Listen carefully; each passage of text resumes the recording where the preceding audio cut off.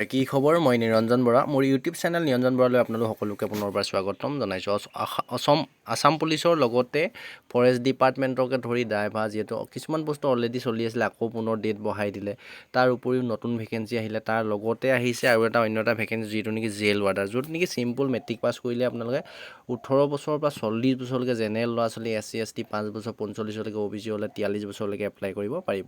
আগত এটা মই লং ভিডিঅ' বনাইছিলোঁ গোটেই ভেকেঞ্চিখিনিৰ কথা একেটা ভিডিঅ'তে কৈ দিছিলোঁ কিন্তু তেতিয়া সিমান ডিটেইলি কোৱা অলপ চলপ থাকি যায় ন কিছুমান কথা এতিয়া এইটো ভিডিঅ'ত জেল ৱাৰ্ডাৰৰ সম্পূৰ্ণ এপ্লাই ডেটৰ পৰা আদি কৰি সিলেকশ্যন প্ৰচেছ হাইট চেষ্ট ৰানিং লং জাম্প চিনাপ আছেনে নাই এক্সামত কি আহিব তাৰ উপৰি গোটেইখিনি তথ্য তন্নতন্নকৈ মই দি দিম ভিডিঅ'টো শেষলৈকে চাব আসাম পুলিচ জেল ৱাৰ্ডাৰৰ ভেকেঞ্চি আহিছে আপোনালোকে সেইটো পোষ্টতো এপ্লাই কৰিব পাৰিব তাৰ আগতেই মোৰ ইউটিউব চেনেলটো আপুনি এতিয়ালৈ যদি ছাবস্ক্ৰাইব কৰি ৰাখিছে তেন্তে বহুত বহুত ধন্যবাদ আৰু যদি ছাবস্ক্ৰাইব কৰি ৰখা নাই ছাবস্ক্ৰাইব কৰি কাষতে যিটো বেল আইকন আছে বেল আইকনটো প্ৰেছ কৰি ৰাখিব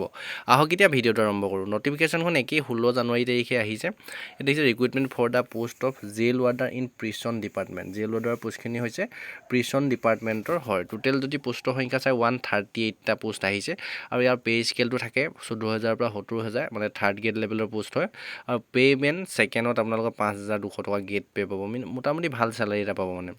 আৰু ইয়াৰ যদি এপ্লাই ডেটটো চাই মষ্ট ইম্পৰ্টেণ্ট কথা 22/2/2026 22 জানুৱাৰীৰ পৰা এপ্লাই কৰিব পাৰিব আৰু ফেব্ৰুৱাৰী মাহৰ 22 তাৰিখলৈকে আপোনালোকে এপ্লাই কৰি থাকিব পাৰিব আৰু তলতে এইটো অপশ্যন দিছে available 5 day from the latest date of submission of online application log in মানে আপোনাৰ অনলাইন এপ্লাই হৈ যোৱাৰ পিছত আৰু 5 দিনৰ পিছত আপোনালোকক যদি অনলাইন এপ্লাই কৰোঁতে কিবা কাৰণত ভুল কৰে ভুল নকৰিব পৰাপক্ষত একেবাৰে আপোনালোকে শুদ্ধকৈ এপ্লিকেশ্যনটো ভৰাব মানে এপ্লাই কৰিব যদি ভুল কৰে তেতিয়া 5 দিন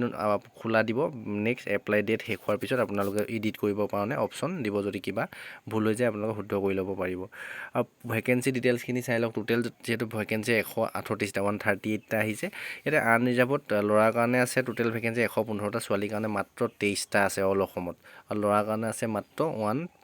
115টা আছে এতিয়া আনৰিজাৰ্ভত যদি চাই মেইলৰ ভেকেঞ্চি আছে 64টা আৰু ফিমেলৰ আছে 13টা য'ত নেকি সকলো কাষ্টৰ ল'ৰা ছোৱালীয়ে কম্পিটিশ্যন কৰি চাকৰি ল'ব পাৰিব OBC MOBC আছে 23টা আৰু ল'ৰাৰ কাৰণে ছোৱালী আছে 4টা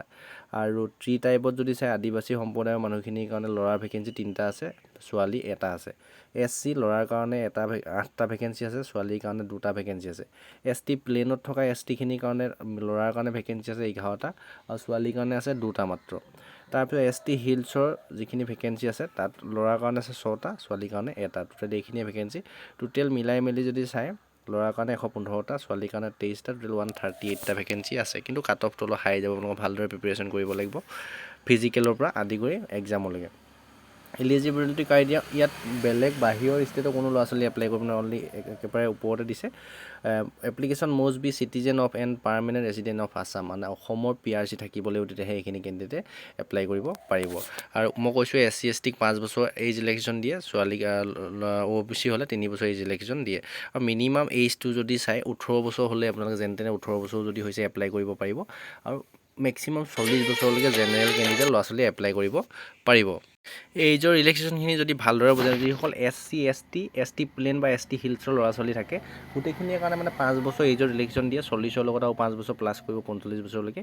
OBC MOBC যদি হয় তেতিয়া আপুনি 43 বছৰলৈকে এপ্লাই কৰিব পাৰিব 3 বছৰ প্লাছ থাকে এক্স ছাৰ্ভিচমেনে এডিশ্যনেল 2 বছৰ দিয়ে আপুনি ধৰি লওক OBC ল'ৰা 43 বছৰ হৈ গ'ল আৰু যদি এক্স ছাৰ্ভিচমেন যদি হয় তেতিয়া 45লৈকে পাৰিব যদি SC ST ল'ৰা হয় তেতিয়া 45লৈকে যিহেতু দিয়ে অলৰেডি ৰিলেক্সেশ্যন আৰু লগতে যদি এক্স ছাৰ্ভিচমেন হয় আৰু 2 বছৰ 47 বছৰলৈকে পাৰিব আৰু যিসকল জেনেৰেল তেওঁলোকে 42 বছৰলৈকে এক্স ছাৰ্ভিচমেন হ'লে এপ্লাই কৰিব পাৰিব মষ্ট ইম্পৰ্টেণ্ট হ'ল এডুকেশ্যন কোৱালিফিকেশ্যন মই কৈছোঁ চিম্পুল মেট্ৰিক পাছ কৰিলে যিহেতু এপ্লাই কৰিব পাৰিব ইয়াত লিখা আছে 5.6.A নম্বৰ পইণ্টটো চাওক এডুকেশ্যন কোৱালিফিকেশ্যন হ'ল only HSLC or equivalent examination from a recognise board of council মানে simple matric pass only matric pass যদি থাৰ্ড ডিভিজনটো যদি পাছ কৰিছে তেতিয়া আপুনি এইখিনি পোষ্টত এপ্লাই কৰিব পাৰিব এতিয়া আৰু ইম্পৰ্টেণ্ট কথা হাইট চেষ্টখিনি মষ্ট ইম্পৰ্টেণ্ট হাইট চেষ্ট কিন্তু এই হিচাপত থাকিব লাগিব নহ'লে আপোনালোকে কোনো কাৰণতে পাছ কৰিব নোৱাৰিব হাইট এইটো হিচাপত থাকিবই লাগিব যিসকল জেনেৰেল ল'ৰা ছোৱালী OBC ল'ৰা ছোৱালী MOBC ল'ৰা ছোৱালী আৰু SC ল'ৰা ছোৱালী তেওঁলোকৰ ল'ৰাৰ কাৰণে হাইট লাগিব 162.5 চেণ্টিমিটাৰ আৰু ছোৱালী যদি হয় বহুত কম লাগে 144.5 চেণ্টিমিটাৰ ছোৱালী হ'লে হৈ যাব এইখিনি কাষ্টৰ আৰু ST প্লেন আৰু ST হিলছৰ যদি ল'ৰা হয় 160 চেণ্টিমিটাৰ হাইট লাগে আৰু ছোৱালী হ'লে 142 চেণ্টিমিটাৰ হাইট লাগে তো চেষ্টখন কিন্তু মেজাৰমেণ্ট কৰিব অনলি ল'ৰা কাৰণে অনলি ফৰ মেন ল'ৰাৰ কাৰণে চেষ্টখন জুখিব 81 চেণ্টিমিটাৰ কিন্তু নৰ্মেল থাকিব লাগিব নৰ্মেলি 81 চেণ্টিমিটাৰ থাকিব লাগিব ইয়াত ফুল হোৱা কথাটো উল্লেখ নাই অনলি 81 চেণ্টিমিটাৰ বডিখন থাকিব লাগে আৰু ছোৱালীৰ কথাটো কৈছে মেল আৰু ফেমৰ আপোনাৰ এইজৰ লগত হাইটৰ লগত ৱেইটটো কিন্তু মেইনটেইন হৈ থাকিব লাগিব যদি অভাৰ ৱেইট থাকিলে আপোনালোকৰ নহ'ব এইটো মেইনটেইন কৰি ৰাখিব লাগিব তাৰপিছতে মেডিকেল ষ্টেণ্ডাৰ্ডটো 6/6 6/9 মানে আই চাইজ লগতে আপোনাৰ নকনি আপোনালোকৰ পাইলছ এনেকুৱাবিলাক প্ৰব্লেম থাকিলে নহ'ব মেডিকেলত ৰিজেক্ট কৰিব মানে ইমান হাৰ্ড নহয় আপোনালোকে ইজিলি যদি চকু পাৱাৰকেইটা ঠিক থাকে আৰামছে আপুনি পুলিচত পাছ কৰিব পাৰিব আৰু এপ্লাই কৰাৰ ক্ষেত্ৰত এইকেইটা ডকুমেণ্টৰ প্ৰয়োজন হ'ব মষ্ট ইম্পৰ্টেণ্ট এমপ্লয়মেণ্ট এক্সচেঞ্জ যিখন এমপ্লয়মেণ্ট এক্সচেঞ্জৰ ৰেজিষ্ট্ৰেশ্যন কৰা থাকে সেই কাৰ্ডখন লাগিব হায়াৰ কোৱালিফিকেশ্যন আপুনি যিমানলৈকে পঢ়িছে মেট্ৰিক পাছ কৰিছে 12 পাছ কৰিছে ডিগ্ৰী কৰিছে বা চিম্পল মেট্ৰিক পাছ কৰিলেও হ'ব আপোনালোকে পাছ কৰিছে সেইখন চাৰ্টিফিকেট মাৰ্কশ্বিট লাগিব পাৰ্মানেণ্ট ডিষ্ট্ৰিক্ট মানে যিখন PRC থাকিব লাগিব PRC আধাৰ কাৰ্ড এইবিলাকত পাৰ্মানেণ্ট ডিষ্ট্ৰিক্টবিলাক থাকে তাৰপৰা জেণ্ডাৰ মেল ল'ৰা হয়নে ছোৱালী এইটো সুধিছে কাষ্ট চাৰ্টিফিকেট আপোনাৰ SC ST OBC EWS যদি কিবা কাষ্টৰ ল'ৰা হয় তেতিয়া আপোনাৰ কাষ্টৰ চাৰ্টিফিকেটখন লাগিব ডেট অফ বাৰ্থটো প্ৰুভ কৰিবৰ কাৰণে অনলি আপোনাৰ মেট্ৰিকৰ এডমিটটো হ'লে হৈ যাব বা চাৰ্টিফিকেট হ'লেও হৈ যাব তাত যিকোনো এটা উল্লেখ থাকেই আৰু আধাৰ নাম্বাৰটো লাগিব আধাৰ কাৰ্ডটো যিটো সকলোৱে থাকিব লাগিব এইখিনি আৰু তাৰপিছতে যদি চাই আপুনি ডকুমেণ্ট আপলোড কৰাখিনি কথা কৈছে ইমান সেইবিলাক প্ৰয়োজন নাই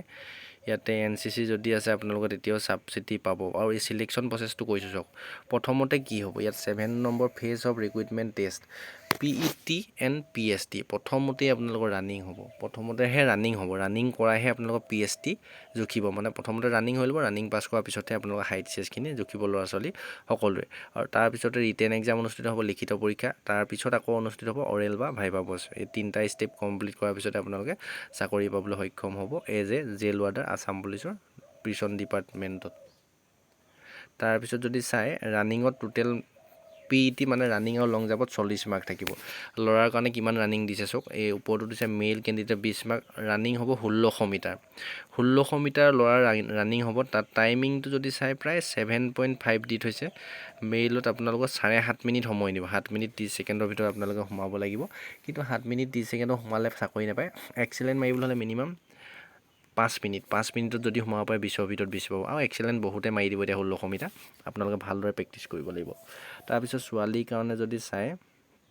আৰু লং জাম্পটো আছে ল'ৰাৰ কাৰণে একেই 16 ফুট 16.5 ফুট লং জাম্প মাৰিবলৈ এক্সেলেণ্ট হ'ব মিনিমাম 10 ফুটমান মাৰিলে পাছ কৰিব কিন্তু এক্সেলেণ্টে মাৰিব লাগিব তেতিয়াহে আপোনালোকে পৰীক্ষা দিবলৈ নাম আহিব আৰু ছোৱালীৰ ৰানিংটো হৈছে